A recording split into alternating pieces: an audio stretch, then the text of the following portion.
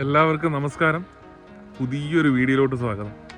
ഞാൻ ഇതിനു മുന്നേ ചെയ്ത വീഡിയോ ഉണ്ടല്ലോ, അതായത് അയർലൻഡിൽ എങ്ങനെ ജോലി കിട്ടാം, അതിൽ ഒരുപാട് കമൻസ് വരുന്നുണ്ട്. അപ്പോൾ ആ കമൻസിനൊക്കെ തന്നെ ഞാൻ റിപ്ലൈ കൊടുക്കുന്നുണ്ട്.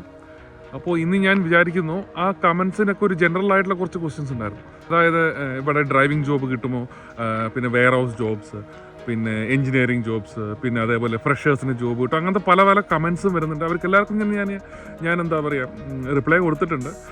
ഞാനപ്പോൾ ഇന്ന് വിചാരിക്കുന്നത് അതിൽ വന്ന ജനറലായിട്ട് വന്ന ആ ക്വസ്റ്റ്യൻസ് ഉണ്ടല്ലോ, കൂടുതലായി വന്ന ക്വസ്റ്റ്യൻസ്, അതിനെക്കുറിച്ചിട്ടൊരു വീഡിയോ തന്നെ ചെയ്യാമെന്ന് വിചാരിക്കുക. കാര്യം എന്താ വെച്ചാൽ ഒരുപാട് പേർക്ക് അത് ഉപകാരമാവും. ആദ്യം പറയട്ടെ, ഇവിടെ ഉണ്ടല്ലോ നാട്ടിലുള്ള എല്ലാ ജോബ്സും തന്നെ ഇവിടെ കിട്ടും. പക്ഷെ അത് നമ്മൾ എവിടെ നിന്ന് അപ്ലൈ ചെയ്യുന്നു, ഇവിടെ വന്ന് താമസിക്കുന്ന ഒരാളാണ്, അപ്പോൾ അങ്ങനത്തെ കുറച്ച് കാര്യങ്ങൾ അതിന് ഡിപ്പെൻഡ് ചെയ്യും നമ്മൾക്ക് ആ ജോലികൾ കിട്ടുമ്പോൾ. ഇന്നത്തെ വീഡിയോയിൽ നമുക്ക് ഇതിനെക്കുറിച്ച് കുറച്ച് ഡീറ്റെയിൽ ആയിട്ട് തന്നെ സംസാരിക്കും.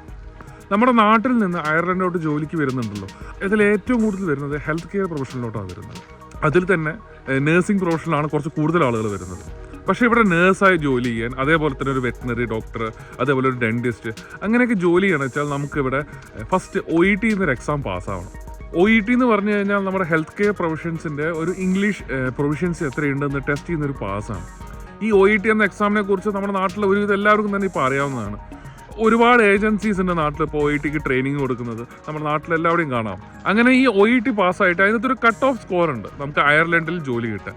അങ്ങനെ ആ കട്ട് ഓഫ് സ്കോർ നമുക്ക് കിട്ടിക്കഴിഞ്ഞാൽ നമുക്കിവിടെ ഒരു നേഴ്സായിട്ട് ജോലി ചെയ്യണം വെച്ചാൽ NMBI എന്നൊരു രജിസ്ട്രേഷൻ ഉണ്ട്. അതായത് നേഴ്സിംഗ് ആൻഡ് മിഡ്വൈസറി ബോഡിയാണ് ഇവിടെ അയർലൻഡിലെ ഒരു ഗവർണിംഗ് കൗൺസിലാണ്. അതിനകത്ത് രജിസ്റ്റർ ചെയ്യണം. ഇതേപോലെ തന്നെ ഡെന്റിസ്റ്റ് ആണെന്ന് വെച്ചാൽ ഡെന്റൽ കൗൺസിൽ ഇവിടെ അയർലൻഡിലുണ്ട്, അതിനകത്ത് രജിസ്റ്റർ ചെയ്യണം. അതേപോലെ വെറ്റിനറി ആണെന്ന് വെച്ചാൽ വെറ്റിനറി കൗൺസിൽ ഓഫ് അയർലൻഡ്. അങ്ങനെ പല പല കൗൺസിൽസ് ഉണ്ട് ഈ ഹെൽത്ത് കെയർ പ്രൊഫഷനിൽ നമുക്ക് ഒരു ജോലി ചെയ്യണമെന്ന് വെച്ചാൽ. അതിലൊക്കെ രജിസ്റ്റർ ചെയ്തിട്ട് നമുക്ക് എന്താ പറയുക ഇവിടെ ജോലിക്ക് അപ്ലൈ ചെയ്യാൻ പറ്റുള്ളൂ. ഇതല്ലാണ്ട് ഇവിടെ ഹെൽത്ത് കെയറിൽ പിന്നുള്ള ഓപ്പർച്യൂണിറ്റി എന്ന് പറഞ്ഞാൽ ഹെൽത്ത് കെയർ അസിസ്റ്റൻ്റ് ആയിട്ടാണ്.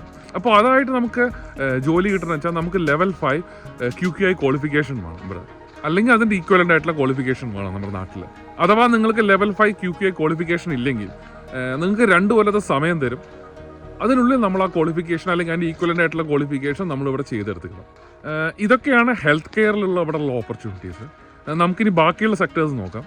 ഇതല്ലാണ്ട് ബാക്കിയുള്ള സെക്ടേഴ്സ് ഏതൊക്കെയാണെന്ന് വെച്ച് കഴിഞ്ഞാൽ engineering, finance, data scientist, data security, automation, content creator, പിന്നെ pharmaceuticals, web developer, software developer, ഇങ്ങനെ ഒരുപാട് സെക്ടേഴ്സ് ഉണ്ട്. ഇവിടെ നല്ല ഓപ്പർച്യൂണിറ്റീസ് ഉണ്ട്. IT സെക്ടർ നോക്കുകയാണെന്ന് വെച്ചാൽ ഇവിടെ ഒരുപാട് MNC കമ്പനികൾ വലിയ വലിയ, അതായത് ഇൻഡൽ, പിന്നെ എന്താ പറയുക ഒറാക്കിൾ, പിന്നെ IBM, ഡെൽ, അങ്ങനെയുള്ള ഒരുപാട് കമ്പനീസ് ഉണ്ട് ഇവിടെ. അവർക്കൊക്കെ പ്രൊഫഷണലായിട്ട് എക്സ്പീരിയൻസ് ഉള്ള ക്വാളിഫൈഡ് ആയിട്ടുള്ള ഒരുപാട് കാൻഡിഡേറ്റ്സിന് ആവശ്യമുണ്ട്. അവരുടെയൊക്കെ ഒരുപാട് ജോബ്സ് ഞാൻ കഴിഞ്ഞ വീഡിയോയിൽ പറഞ്ഞ വെബ്സൈറ്റുകളിൽ പബ്ലിഷ്ഡ് ആണ്.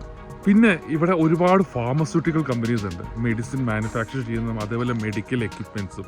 ഇതിൻ്റെ എല്ലാത്തിനും തന്നെ എഞ്ചിനീയറിംഗിലും അങ്ങനെ പല പല ഡിപ്പാർട്ട്മെൻറ്റ്സിലും ഒരുപാട് വേക്കൻസീസ് ഇവിടെ വരുന്നുണ്ട്. അപ്പോൾ ഞാൻ പറഞ്ഞു വന്നത്, ഇവിടെയും നമ്മുടെ നാട്ടിൽ പോലെ തന്നെയുള്ള എല്ലാ സെക്ടേഴ്സിനും എല്ലാ ഡിപ്പാർട്ട്മെൻറ്റിനുള്ള ഓപ്പർച്യൂണിറ്റീസ് ഇവിടെയും കിട്ടുന്നതാണ്. അതിനുള്ള നമുക്ക് സ്കില്ലും ക്വാളിഫിക്കേഷൻസും എക്സ്പീരിയൻസും ഉണ്ടെങ്കിൽ നമുക്ക് ഉറപ്പായും ഇവിടെ നല്ല ജോലി കണ്ടെത്താം. ഞാനിവിടെ എക്സ്പീരിയൻസ് എന്ന് പറയാൻ കാരണം എന്താ വെച്ച് കഴിഞ്ഞാൽ, നമുക്കിവിടെ ഒരു ഫ്രഷർ ആണെച്ചാലും ജോലി കിട്ടും. ആ ജോലി ഉണ്ടല്ലോ, ആ ജോലിക്ക് കിട്ടുന്ന ആനുവൽ സാലറി നമുക്കൊരു പെർമിറ്റിന് അപ്ലൈ ചെയ്യാൻ പോലും അത് എന്താ പറയുക അതിൻ്റെ കട്ട് ഓഫിൽ വരുന്നതല്ല. അതിനെക്കാട്ടും കുറഞ്ഞ സാലറി ആയിരിക്കും മിക്കവാറും കിട്ടുന്നത്. അതുകൊണ്ട് തന്നെയാണ് ഇവിടെ ഫ്രഷേഴ്സിന് ജോലി കിട്ടാൻ കുറച്ച് ബുദ്ധിമുട്ടാണ്. ഫ്രഷേഴ്സായവർക്ക് ജോലി കിട്ടില്ല എന്നല്ല ഞാൻ പറയുന്നത്, കിട്ടും. പക്ഷെ കമ്പാരിറ്റീവ്ലി അവരുടെ ഒരു വോള്യം വളരെ കുറവാണെന്നാണ് ഞാൻ പറഞ്ഞത്. കിട്ടും, അവർക്കും കിട്ടുന്നുണ്ട് ജോലികൾ, പക്ഷെ കുറച്ച് കുറവാണ്. ഇവിടെ സ്റ്റഡീസൊക്കെ കഴിഞ്ഞ് പുറത്തിറങ്ങുന്ന കുട്ടികൾ അനുഭവിക്കുന്ന ഒരു വലിയൊരു പ്രശ്നമാണിത്. സ്റ്റഡീസൊക്കെ കഴിഞ്ഞ് സ്റ്റേ ബാക്ക് പീരീഡിൽ കിട്ടുന്ന ജോലി ഉണ്ടല്ലോ, പലപ്പോഴും ഈ സാലറിയുടെ ഒരു പ്രശ്നം കാരണം അവർക്ക് പെർമിറ്റ് കിട്ടാനുള്ള ബുദ്ധിമുട്ടുണ്ട്. അതുകൊണ്ട് തന്നെ പലരും സ്വന്തം പ്രൊഫഷനൊക്കെ വിട്ടിട്ട് ഇവിടെ ഹെൽത്ത് കെയർ അസിസ്റ്റൻറ്റും അങ്ങനെയുള്ള പ്രൊഫഷൻ ചൂസ് ചെയ്തിട്ട് ഇവിടെ വർക്ക് ചെയ്യുന്നുണ്ട് പല കുട്ടികളും. അതുകൊണ്ടാണ് ഞാൻ പറഞ്ഞത്, ഇവിടെ ഫ്രഷേഴ്സായിട്ട് ജോലി സെർച്ച് ചെയ്ത് കണ്ടെത്തുക, പിന്നെ ഒരു പെർമിറ്റിന് അപ്ലൈ ചെയ്യുക എന്നുള്ളത് കുറച്ചൊരു പാടുള്ള കാര്യം. നിങ്ങൾക്കപ്പോൾ അയർലൻഡിലേക്ക് വരാൻ അത്രയും താല്പര്യമുള്ള ആളുകളാണെന്ന് വെച്ചാൽ ബെസ്റ്റ് ചെയ്യാവുന്നത് നിങ്ങൾ 1-2 കൊല്ലം നാട്ടിൽ ജോലി ചെയ്ത് ചെറിയൊരു എക്സ്പീരിയൻസ് ഉണ്ടാക്കി, നിങ്ങൾക്ക് ഇഷ്ടമുള്ള ഫീൽഡിൽ എക്സ്പീരിയൻസ് ഉണ്ടാക്കിയതിന് ശേഷം നിങ്ങൾ ഇവിടേക്ക് പിന്നെ ട്രൈ ചെയ്യുക എന്നുള്ളതാണ്. അടുത്ത കൊല്ലം മുതൽ Irish government seasonal work permit എന്നുള്ളൊരു പുതിയ വർക്ക് പെർമിറ്റ് കൂടി ഇൻട്രൊഡ്യൂസ് ചെയ്യുന്നുണ്ട്.